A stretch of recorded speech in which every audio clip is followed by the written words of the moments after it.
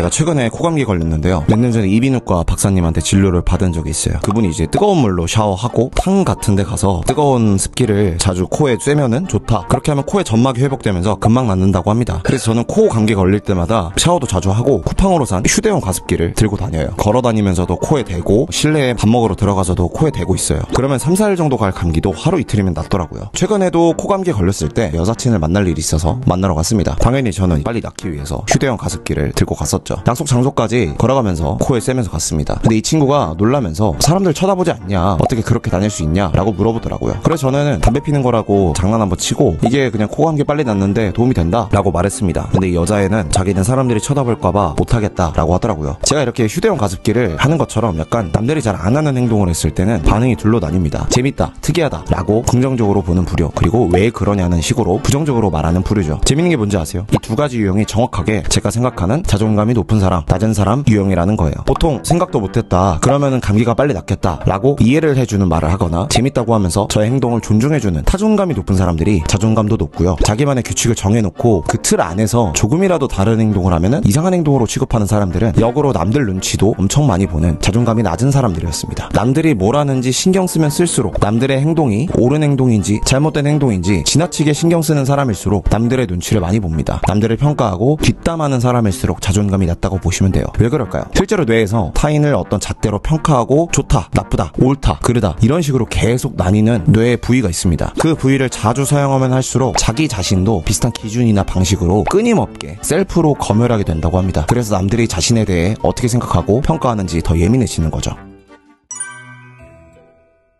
여자들이 좋아하는 자신감 있는 남자는 누굴까요? 여자들이 좋아하는 자신감은 가오를 잡거나 센 척하는 게 아닙니다. 남들의 시선이나 평가에 크게 흔들리지 않는다는 줏대 있는 남자, 그리고 감정적으로나 심리적으로나 성숙하고 안정된 남자, 그리고 여자를 사랑해줄 수 있는 남자입니다. 그러려면 남자분들 제발 인터넷에 올라온 가십거리 같은 거 보면서 연예인들이나 인플루언서들, 정치인들 욕 좀 그만하세요. 그리고 남들 눈치 좀 그만 보세요. 요즘 남자들은 남들 눈치를 너무 많이 보고요. 남들한테 관심도 존나 많습니다. 연예인 중에 누가 예쁘니, 아이돌 중에 누가 낫다느니 하면서 정작 본인은 아무런 건설적인 행동도 하지 않죠. 그러면서 끊임없이 남들을 평가하고 비난함으로써 알량하고 얄팍한 우월감을 잠시나마 느끼려고 하는 겁니다. 또 정작 본인들은 남들 눈치를 엄청 보면서 유행 같은 거를 쫓아가요. 뒤처지면 욕먹을까봐요. 사람들이 다 이 옷 입으니까 나도 이 옷 사야 돼 라고 하면서 어울리지도 않는 옷을 입고, 그러니까 번화가 가면 다들 똑같은 옷 입고 있는 거예요. 자칭 패션을 잘 알고 옷 잘 입는다고 하는 사람들도 보면은 나이키의 어떤 신발이 유행이고 어떤 건 유행이 지났고 이런 거를 기준으로 살면서 스스로를 올가맵니다. 인정 욕구를 채우려고 남들 다 사는 유행하는 템 막 줄 서서 사고, 나는 남들 입기 전에 입었다 라고 하면서 정신자해하고요. 이렇게 유행에 맞춰서 살면 살수록 자존감이 오르는 게 아니라 오히려 떨어집니다. 이렇게 남들처럼 유행을 쫓아가는 삶에서 그냥 벗어나세요. 그 삶을 살지 않겠다고 결정하면 됩니다. 패션뿐만 아니라 여러분만의 라이프 스타일을 연구하고 여러분만의 무언가를 하세요. 사소한 선택을 하더라도 여러분의 기준을 세우고 따라가시면 돼요. 조언이 필요하면은 주변 사람이 아니라 진짜 전문가에게 조언을 받으시고요. 지금까지 영상을 보신 분들은 궁금하실 겁니다. 아니 그러면은 진짜 자신감은 어떻게 올리는 건가 말이죠. 한 가지 정말 핵심적인 방법이 있습니다. 지금 그 방법을 알려드리려고 합니다.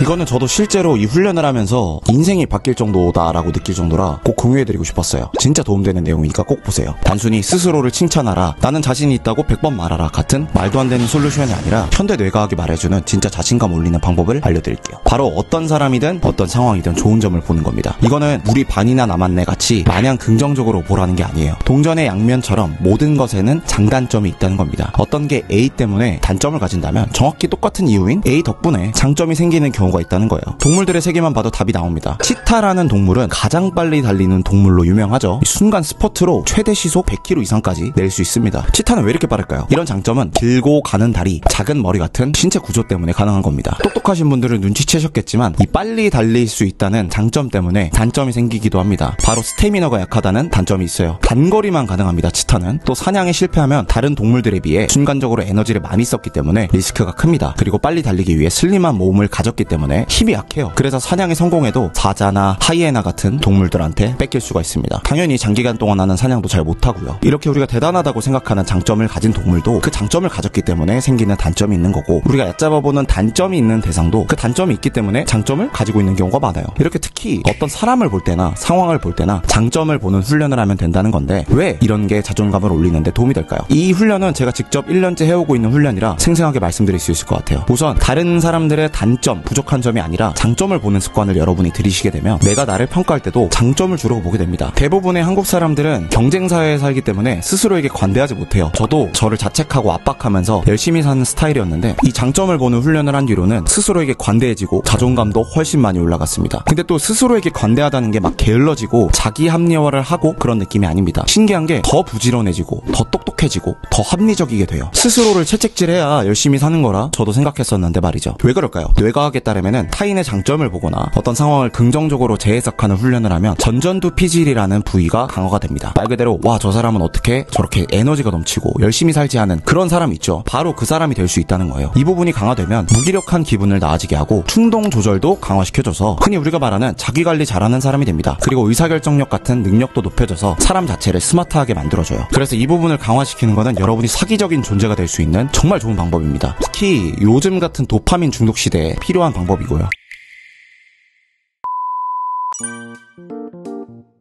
그러면 실제로 어떻게 장점을 보는 훈련을 하는지 보겠습니다. 연예인들 중에 가장 웃기다고 손꼽히는 탁재훈이라는 사람을 보면 진짜 창의적이고 말도 안 되는 드립을 칠 수 있어요. 이 사람은 MBTI로 치면은 P 성향이 극단적으로 강해서 그런 건데, 이런 성향 때문에 단점도 있습니다. 지각한다고 욕도 많이 먹고 유재석 같은 사람처럼 성실하게 살지 않는다는 평도 있죠. 근데 이 P 성향 특유의 그 자유로운 태도 덕분에 남들이 생각하지 못한 창의적인 발상을 펼치고 남들을 웃길 수가 있는 거예요. 이렇게 저 사람은 지각을 하네 라고 단점을 보는 게 아니라 왜 지각을 할까 라고 생각하면서 저런 성향 때문에 재밌구나 라고 장점까지 보는 훈련을 하는 겁니다. 다음은 스티브 잡스라는 사람이 있죠. 실제로는 엄청 고집이 세고 꼰대 같다는 평이 있었어요. 완벽주의가 너무 심해서 직원들이 아이디어를 내면은 이건 쓰레기다라고 면전에서 모멸감을 주기도 하고, 디자인을 할 때 1픽셀만 어긋나도 갈아엎으라고 할 정도였다고 합니다. 또 장애인 주차장에 일주일간 차를 세워놓고 아이디어가 떠오르면은 직원들한테 뭐 새벽이든 주말이든 사생활 없이 막 전화할 정도로 자기 중심적이었다고 하죠. 근데 이런 완벽주의 때문에 아이폰에 엄청난 디테일이 있고 제품 완성도가 좋죠. 타협 없는 집착이 오히려 경쟁력의 원천이 된 겁니다. 이렇게 빛이 있으면 그림자가 있고, 그림자가 있다는 건 빛이 있다는 거죠. 하나 예시를 들어볼게요. 남자다운 스타일이 부러운 소심한 INFP 스타일의 덕배라는 친구가 있다고 해볼게요. 이 친구는 갈등이 생길까봐 항상 지레 겁먹어서 우물쭈물하고 머릿속에 고민이 많다 보니까 우유부단하다는 단점이 있습니다. 또 작은 일에도 상처를 받고 소심해서 스스로를 자책하는 경우도 많아요. 나는 부족하다는 생각에 자신감도 없고 눈치도 많이 봅니다. 근데 그림자가 있으면 빛이 있다는 거죠. 이런 소심한 성향의 사람들은 상대방의 미묘한 감정 변화를 잘 포착합니다. 그만큼 진심으로 잘 관찰해주고 들어주고 이해해주는 친구가 될 수 있어요. 그래서 주변 사람들에게 이 사람은 나를 정말 잘 알아주는구나 라는 안정감과 위로를 줍니다. 그리고 덕배 같은 친구들은 내면이 섬세하고 생각이 많은 만큼 예술, 문학, 음악 등 창작 영역에서 독보적인 재능을 발휘할 수 있어요. 그래서 실제로 유명한 배우나 래퍼, 싱어송라이터, 개그맨들 중에 INFP들이 많아요. 조니 뎁 같은 배우도 인프피 또는 인팁으로 추정되고, 빠더너스, 문상훈이라는 분도 인프피고, 래퍼들 중에서도 생각보다 많더라고요. 이렇게 소심해 보인다는 단점 뒤에는 섬세함이라는 장점이라는 게 있습니다. 아마 여러분도 한 번쯤은 내가 이렇게 부족하구나 라며 스스로를 너무 몰아붙였던 경험이 있을 거예요. 당장 눈에 보이는 단점에 사로잡힌 나머지 그 부분만 부각해서 자신이나 타인을 지나치게 깎아내린 적이 한두 번 있을 겁니다. 근데 꼭 기억해야 할 사실이 있습니다. 어떤 단점이라 부르는 성질도 똑같은 이유로 다른 맥락에서는 강점이 될 수 있다는 점이죠. 단점을 곧바로 부정해버리면 그저 이 부분 너무 싫어 하는 자책만 쌓이고 나는 안 되라는 부정적인 결론에 스스로를 가둬두게 될지도 모릅니다. 하지만 시선을 약간만 돌려서 이 단점이 사실은 내 강점이 될 수도 있지 않을까? 라는 작은 물음표를 던지면 어떨까요? 한 발 뒤로 물러서서 스스로를 조금 더 부드럽게 바라볼 수 있는 마음의 여유가 생기게 될 거예요. 그리고 주변 사람을 볼 때도 마찬가지입니다. 누군가의 단점이라고 여겨졌을 점을 어쩌면 저게 장점의 뿌리가 될 수도 있겠다 라고 재해석해보면 그 사람을 대하는 태도도 훨씬 따뜻해질 겁니다. 남이 가진 단점을 장점으로 볼 수 있는 시선은 결국 나 자신까지 더 넓게 수용하는 통로가 될 수 있어요. 떠올려보세요. 너무 어렵게 생각하지 않아도 됩니다. 내가 너무 완벽주의라 힘들어한다면 사실 꼼꼼한 성격 때문에 실수 하나 줄일 수 있지 않았나 정도로 시작해보면 충분합니다. 이런 사소한 시도가 쌓이다 보면 문득 이런 습관이 정말 내 삶에 큰 변화를 가져왔구나 하고 깨닫게 될 거예요. 그때쯤이면 여러분은 이미 스스로에게 관대하고 남들을 인정할 줄 아는 진짜 자존감이 높은 사람으로 한 걸음 더 나아가 있을 겁니다.